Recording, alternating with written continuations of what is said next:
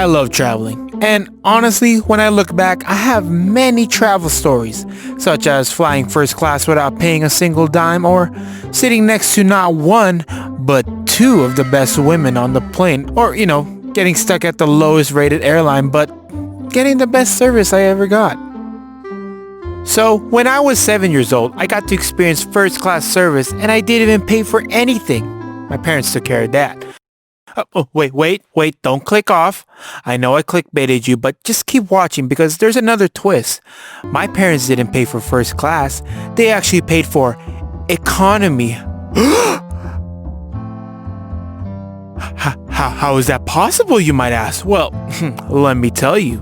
The first step is that you have to be shorter than 5'3". So if you're tall, click out of this video. This is for my short kings. The second step is that you have to have family that can take up the middle row. This is a very crucial step to experience first class and economy. Now, the third step is where being short comes in. Space between your seat and the seat in front of you is the perfect space to set up a makeshift bed. You see where I'm going with this? Set up some blankets on the floor and boom! First class living without paying a single buck. Pretty neat, huh? Yep, I used that method every time we traveled. I had to travel with my sisters and they always got a little jealous because I got to sleep flat while they slept upright. One time my little sister accidentally spilled some hot tea on my face. Yeah, she said it was accidental, but I don't believe it was accidental. That was not fun at all.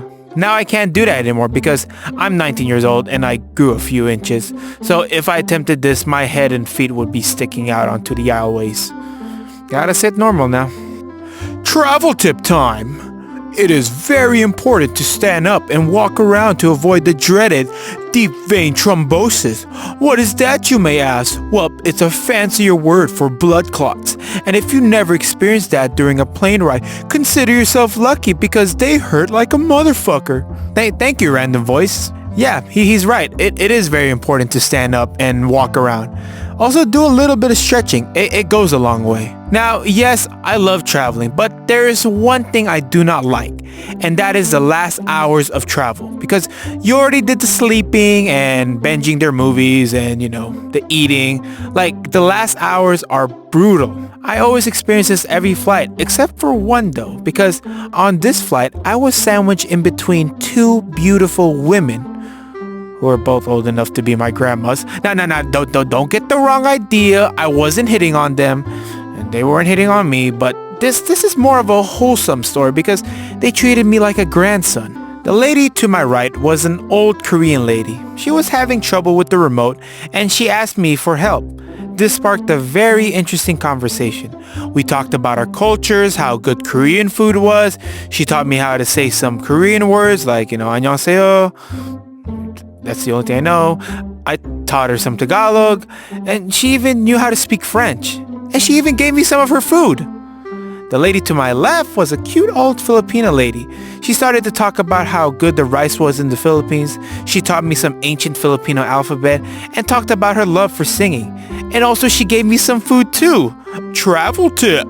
If you have a big appetite, sit next to two old ladies so they can give you their food because they won't finish it. Yeah. Yep, the voice is right. Also, another thing, the Korean lady was a straight up savage because when the other old lady was done talking about her life story, the Korean lady told me, and I quote her, "Your listening skills are so good. You're even able to listen to uninteresting stories with full interest." Yeah, she actually said that. In this flight, I couldn't find a boring time because these two old ladies and their stories really made the flight fun and interesting. I really missed them. Another great plane ride I was on was when me and my family had to go back to the Philippines because of a family emergency. We needed to leave the next day, so we had to find the cheapest flight. And the airline we picked was very, very cheap, but it wasn't the best airline. And we had to sit on the back of the plane. And sitting in the back of the plane isn't really the best place to sit. Unless if the plane crashes because you have a very high chance of surviving. But I don't think you're gonna survive. Also, we were near the restroom, so every time they flush, we would hear that damn thing. And it would wake us up sometimes. But surprisingly, with everything bad happening, there was one good thing about the plane ride.